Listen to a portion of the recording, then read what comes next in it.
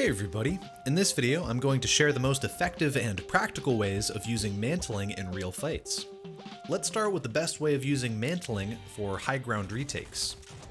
Some of you may have already seen the mantle high ground retake that boosts you upward after editing a wall, like this.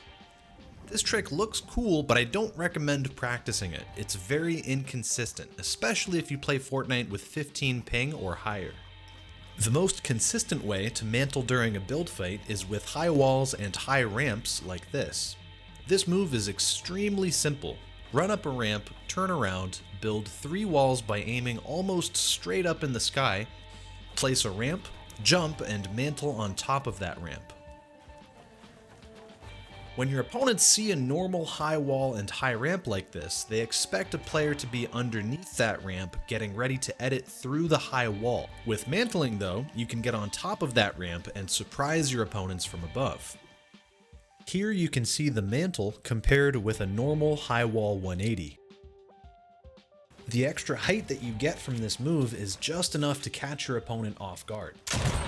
In all of these examples, you can see the mantle retake opens up an angle from high ground before the other players are able to protect themselves. It got him! In this example, you can see the mantle retake allowing me to piece control my opponent. The simplicity of this move makes it a great finisher for most high ground retake sequences. Here it is with a triple edit and 180.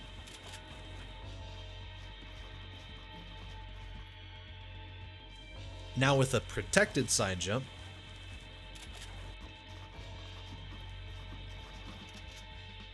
and my favorite, mantling after a double protected side jump. Look at how high this move gets you. It really catches your opponents off guard. Here's that same pattern being used in a realistic 1v1 fight. Alright, 1 side jump, 2 side jump, high wall, high ramp, mantle, and we're up. This is definitely the best map to use if you want to practice these mantle tricks, and that's because you don't use any materials while climbing. So by practicing in a map with limited materials, you'll start to understand how mantling allows you to burn through your remaining materials much more aggressively than your opponents.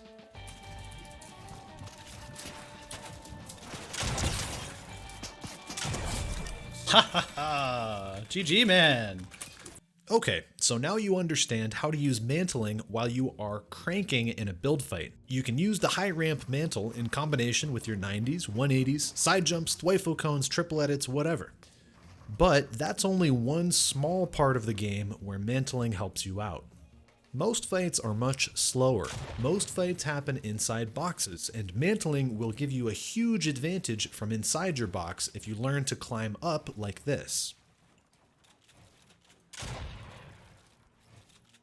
When a player pressures your wall, edit your cone to protect yourself, look up, and edit through the floor and cone above.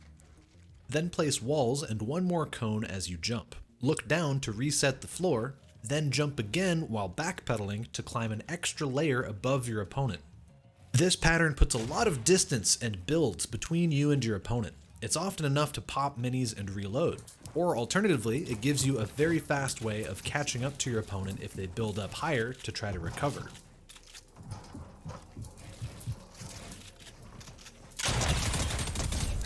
This pattern is so effective for 2 reasons. First, it lets you keep your crosshair close to your opponent at all times.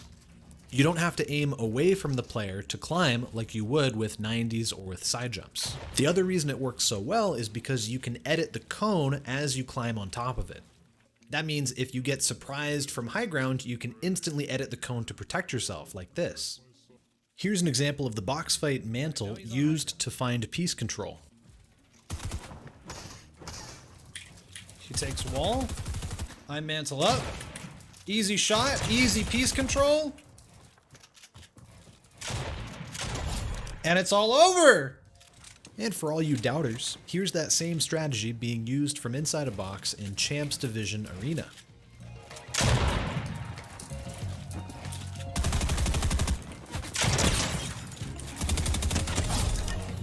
Make sure you let your opponents take high ground as you practice. Okay, so I want to let this guy get high ground so that I can show off my stuff.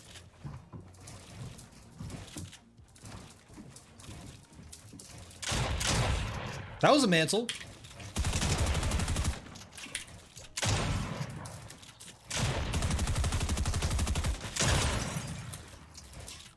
Another mantle. And look at him! Where is he?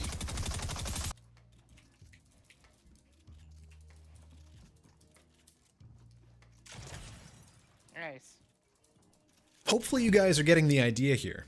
Mantling is already a very important skill to learn. It lets you find so many sneaky opportunities even if you don't build anything. Vinny, I'm not there Where anymore. are you? Where the I really want to drive this point home that mantling is useful. It is practical in real games, and I want to show just 3 more clips of mantling, including an example of how I practice in realistic 1v1s, an example of a mid-game fight in solo arena, and a low material solo arena endgame. For more mantling content, make sure to follow my live streams at twitch.tv/Billy_Bicep. Thanks for watching. All right, 1 side jump, 2 side jumps, high wall, high ramp, mantle, block him off. Tried to cone him off. Let's go for another mantle trick right here. Go up, protect myself.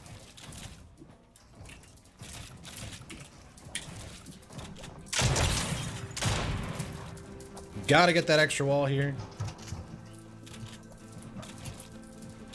Going up. Going up.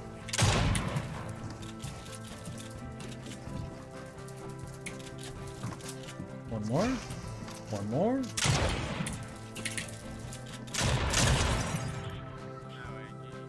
GG, man.